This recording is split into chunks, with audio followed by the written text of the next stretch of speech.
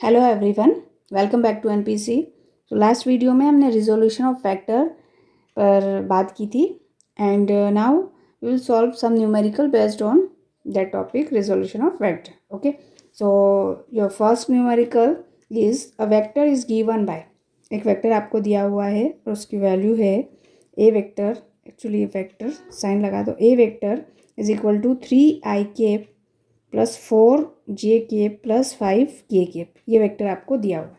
Okay, अब इसमें हमें क्या क्या फाइंड करना है? फाइंड द मैग्नीट्यूड ऑफ ए का मैग्नीट्यूड फाइंड करना है, यूनिट वेक्टर अलोंग ए के अलोंग यूनिट वेक्टर फाइंड करना है, and angle made by A with coordinate axis. ठीक है, तो यहाँ पर एक्चुअली में ये 3 डायमेंशनल वेक्टर है, क्योंकि यहाँ पे एक्स के लिए, वाई के लिए और जेड के लिए यूनिट वेक्टर आपको गिवन है आई जे के।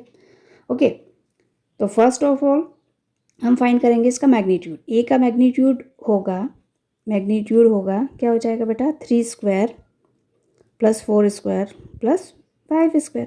ठीक है, तो इसको सॉल्व करोगे 9 प्लस 16 प्लस 25। ठीक है, तो 16 प्लस 9 25 हो जाएगा, 25 50 हो जाएगा। ओके, तो A vector is equal to 50 √50। Okay, and 50 को आप क्या लिख सकते हैं? 5√2। ठीक है, इसे आप इस तरह से 5√2 भी लिख सकते हैं। ओके, 2 × 25 लिख दो। ओके, तो ये हो जाएगा आपका 50, तो 5√2 आप लिख सकते हैं। तो ये आपका आ गया मैग्नीट्यूड किसका? ए का। ए का मैग्नीट्यूड हमने फाइंड कर लिया। अब यूनिट वेक्टर फाइंड करना है। ओके, यूनिट वेक्टर फाइंड करना है अलोंग ए। तो ए के अलोंग यूनिट वेक्टर क्या होता है बेटा? यूनिट वेक्टर को इस तरह से हम डिफाइन करते हैं, unit vector is equal to होता है A vector upon mod of A. Okay, अब ए वेक्टर की वैल्यू क्या है? ये vector A unit vector is equal to 3ik plus 4j plus 5k। ठीक है, डिवाइड बाय इसका मैग्नीट्यूड कितना आ जाएगा? 5√2। तो यही आपका यूनिट वेक्टर आ गया।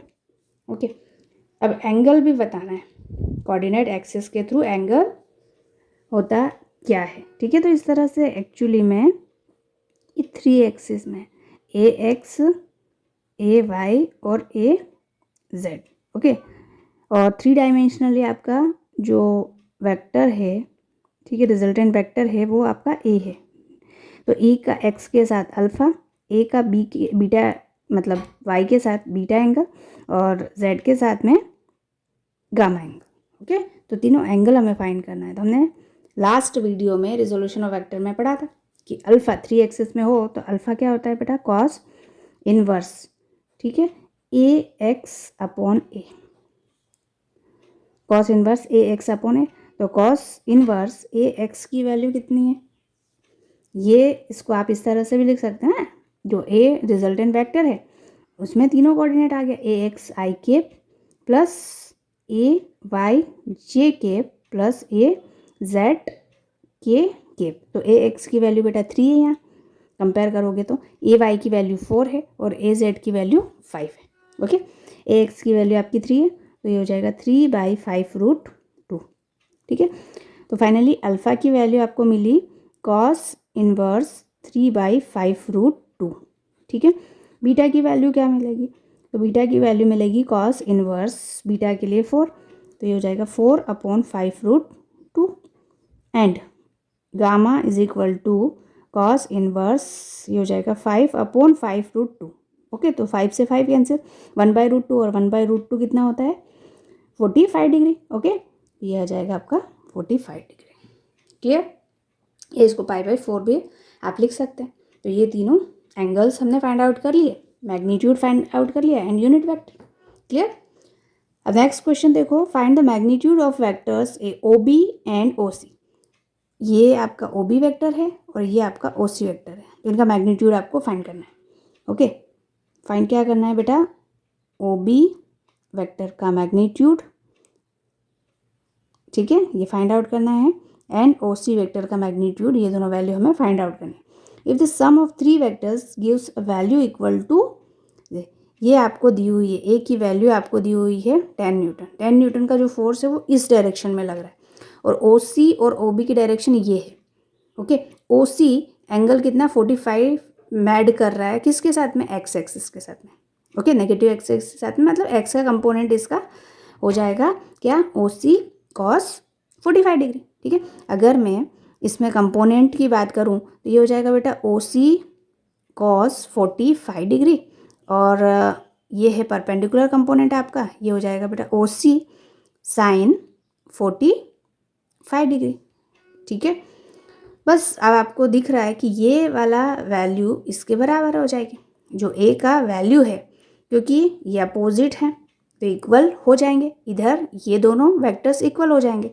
ठीक है, means O A is equal to क्या हो जाएगा, ओ सी साइन 45 डिग्री। ठीक है, ये मैग्नीट्यूड दोनों के बराबर हो जाएंगे और इधर इन दोनों के बराबर हो जाएंगे।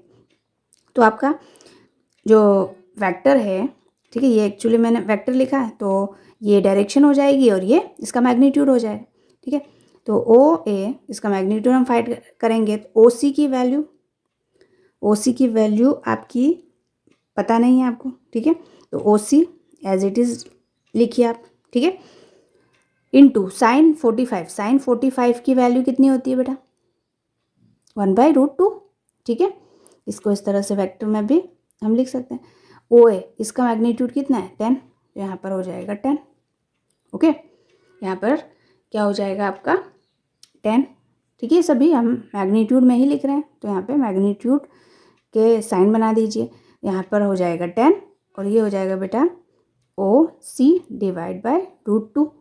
तो आपका O C magnitude of O C is 10√2 आया।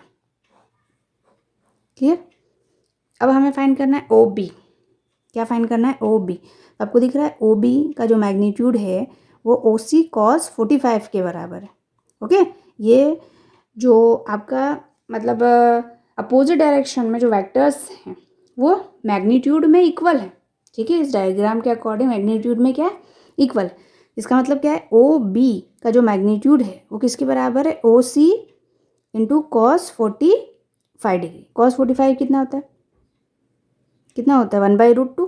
ठीक है, तो ओ बी और ओ सी कितना आपको दिया हुआ है, 10√2, और ये हो जाएगा बेटा 1/√2। √2 से √2 कैंसिल हो जाएगा, तो ओ बी की वैल्यू, ओ बी का मैग्नीट्यूड कितना आया, 10। ठीक है, इसका आया आपका 10√2 ओ सी के लिए, और ओ बी के लिए आपका 10 यूनिट। क्लियर, तो दोनों के हमने मैग्नीट्यूड फाइंड कर लिए। कैसे फाइंड किए, तो रिजोल्यूशन ऑफ वेक्टर। ठीक है, हमने क्या किया, ओ सी वैक्टर दिया हुआ है एंगल पे, तो हमने इस वेक्टर को एक्स और वाई कंपोनेंट में डिवाइड कर दिया। ठीक है, और फिर ये जो आपको वेक्टर्स दिख रहे हैं इनके मैग्नीट्यूड इक्वल कर दिया।